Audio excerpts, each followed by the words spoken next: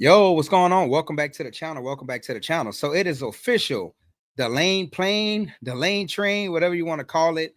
Lane Kiffin will be LSU's new head coach. It is official. I'm just happy that it's over with, man. It was kind of like, it was just, I mean, it's still very toxic. Like if you go on X, formerly known as Twitter, if you go on social media, it's just real toxic. I'm going to be sharing some of those reactions from some of the fans from social media. But I'm just happy that it's over. LSU has Lane Kiffin. I just hope Lane Kiffin can come back in, restore some type of consistency within the program, make the Alabama LSU rivalry competitive, and hopefully year in and year out, we're playing for a playoff spot, if not a national championship. So I want to jump into, some of the things that Lane Kiffin said. So right off the back, this is on his X account. He says, after a lot of prayers and time spent with family, I made the difficult decision to accept the head coaching position at LSU. I was hoping to complete a historical 6-season run with this year's team, by leading Ole Miss through the playoffs, capitalizing on the team's incredible success and their commitment to finish strong, all and investing everything into a playoff run with guardrails in place to protect the program in any areas of concern. My request to do so was denied by Keith Carter, despite the team also asking him to allow me to keep coaching them so they could better maintain their high level of performance.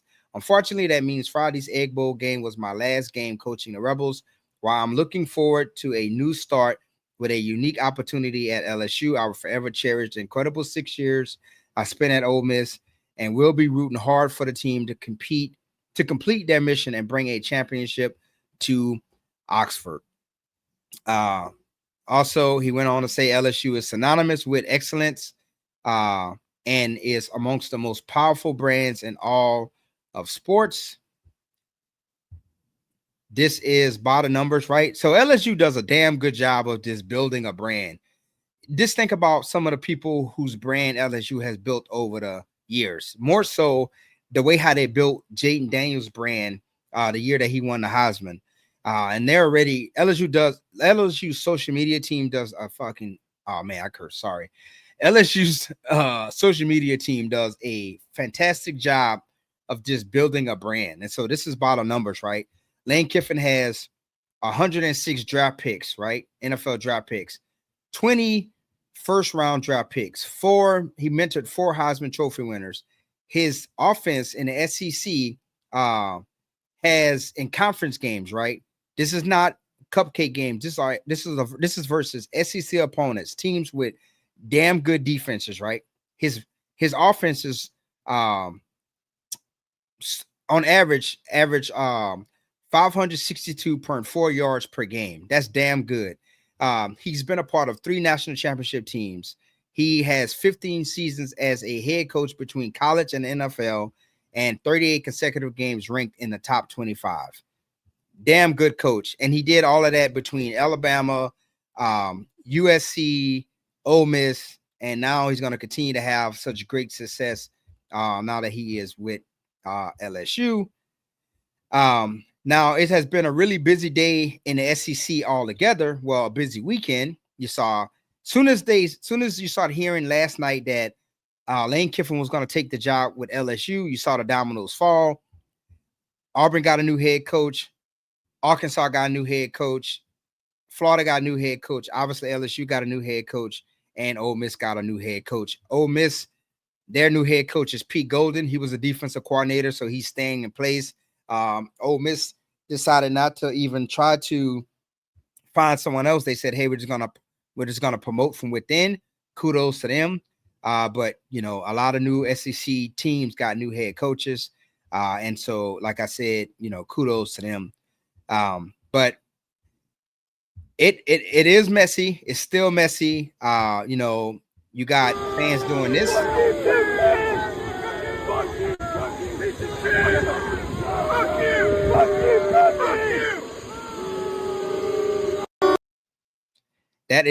That was the fans. The fans showed up. The Ole Miss fans showed up to the airport to boo Lane Kiffin. There was a lot of people on social media that got blue checks by their names that said that Lane Kiffin was not, Lane Kiffin, I guess he told the Ole Miss, power players that, hey, I wanna be able to coach this team through the playoffs. They told him, and he told them, if not, I'm gonna bring some players, and I'm gonna bring some coaches with me. And there was a lot of people on Twitter and stuff like that that was saying that, like, that Plains was empty, but it's been confirmed that he's bringing over some of his staff. Now, Pete Golden is the new head coach, so he's not coming in as a defensive coordinator, but LSU can keep Blake Baker. Lane Kiffin is bringing over his offensive coordinator, Charlie Rice Jr. He's bringing in over his strength coach. He's bringing over his wide receiver coach. So the whole thing about no one was going to follow Lane Kiffin is a lie, which most of the things that you see on social media is a lie, but it has been confirmed. He's bringing over some of his coaching staff. Now, I don't know who they're going to keep on this LSU's coach that's on the Brian Kelly coaching staff, right? I would love for them to keep Frank Wilson. I would love for them to keep Corey Raymond. And it's said that Lane Kiffin spoke with Blake Baker and told him, hey, if you want to stay on board, the job is yours. There's rumors that Tulane might try to go after Blake Baker, so we don't know what's going to go down. But I would love for him to keep Frank Wilson. Frank Wilson is LSU through and through. He's an awesome recruiter. I would love for him to bring on Coach O. Coach O personality would be great for LSU again, both as a motivator and as a recruiter.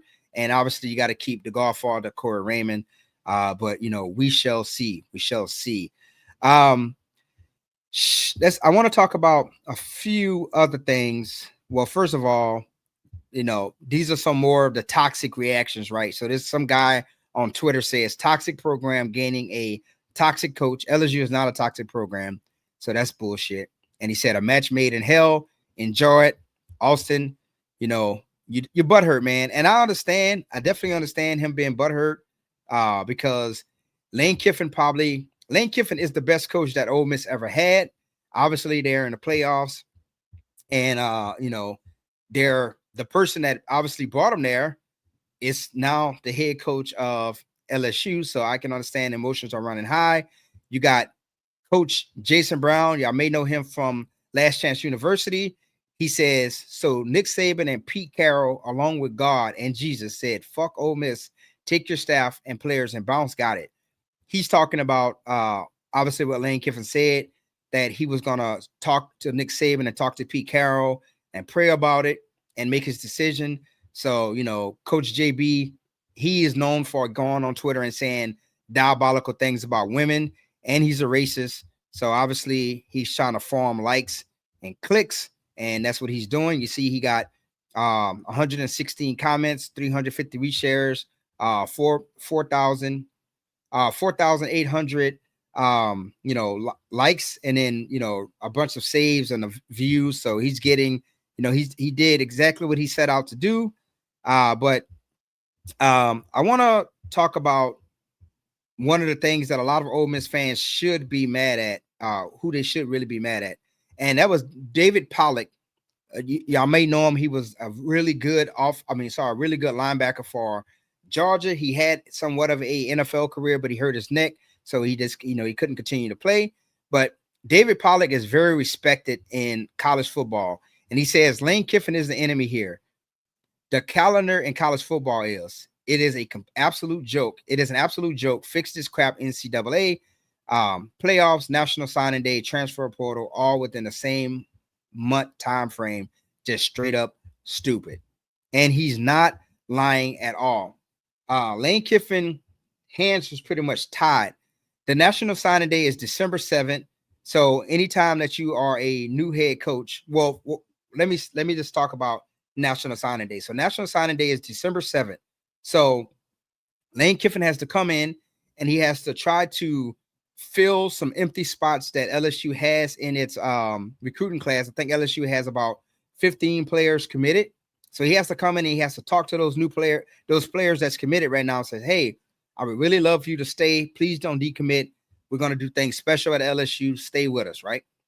Lane Kiffin also has to recruit the players that's already on the roster, because I talked in the previous episode and I said that with the new college transfer portal rule is that it's no longer a 30-day window. It's a 15-day window, and the transfer portal opens up 5 days after a new head coach is hired.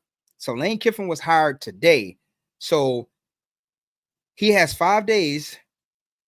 Well, the portal opens in 5 days for 15 days. So he's trying to talk to the players that's on this team, the very talented players, young players like Harlem Berry, Cade Dorm, Tre'Davious Green, right? DJ Pickens, right? Amongst others. But he's trying to talk to those young guys and say, hey, please stay on this team. Please don't go on the transfer portal. So that's what he's doing. So his hand was forced. His hand was forced to leave, right? Now I don't know how he was going to manage to do all of that and coach Ole Miss in a playoff game. I don't know, but his hands was tied. And if you watch that video when he was getting on that plane, Lane Kiffin, his head was down because you can tell that he was heartbroken. And I feel for both sides. I feel for Lane Kiffin and also feel for the fans because, again, Lane Kiffin was the best coach that Ole Miss ever had. But business is business, and it's all about upward mobility, right? Ole Miss was only going to be able to take Lane Kiffin so far. Do I think Lane Kiffin and this Ole Miss team had an opportunity to win a national championship? Sure, because they're gone to the playoffs. So if you can get to the playoffs, you got a shot at the big dance, which is the national championship. Am I overly confident they was going to win? No, they wasn't going to win. They wasn't going to win a national championship. But I think that he took that team's I think he took the team as far as he could, right? When you're talking about LSU's capabilities with NIL money, facilities, fan base, the recruit base, right? It's apples to oranges, right? Like Ole Miss cannot touch what LSU can do for Lane Kiffin and his family and his career and his legacy and those type of things, right? So it's always about upward mobility. I don't know what the contract is. I heard that it's $90 million over 7 years. Man, if someone offered me $90 million over 7 years, I am booking it too. Everybody who works out there, who has a career, is always looking to progress upward. You don't want to go down. You want to go upward, whether that's getting more money, securing a better future for your wife and your family and your kids, or what have you, right? It's all about moving upwards. And that's exactly what Lane Kiffin did. So, I mean, he must have had a very good, positive, sit down with not Lane Kiffin, with Nick Saban and Pete Carroll. And, it is what it is. But, it's very, like I said, it's very toxic right now on social media. And it's going to be that way for a while because LSU has to play Ole Miss. That's a rivalry game. And this rivalry game is going to be even more amplified now that Lane Kiffin is LSU's head coach. Now, I kind of talked about the recruiting impact, but more so with the recruiting impact, the number one recruit in the class of 2026, Lamar Brown, him and Lane Kiffin already met. That video is going around on social media. So, he's already said that, like, hey, man, I'm happy to be playing for Lane Kiffin. So that's a good thing. You saw some recruits that was committed to Ole Miss decommit. I'm not saying that they come into LSU, but you see some decommit. I'm pretty sure after Ole Miss is eliminated from the playoffs, you're going to see some players hop in the transfer portal and probably look to come follow Lane Kiffin at LSU. And on the LSU side, one of LSU's very talented wide receivers, he decommitted. Not decommitted. He said he's going to hop in the transfer portal. So LSU loses somebody. I don't think that has more to do with Lane Kiffin. I just think that the kid was a top 100 recruit in the country in the 2025 class, and he never really got a look at LSU.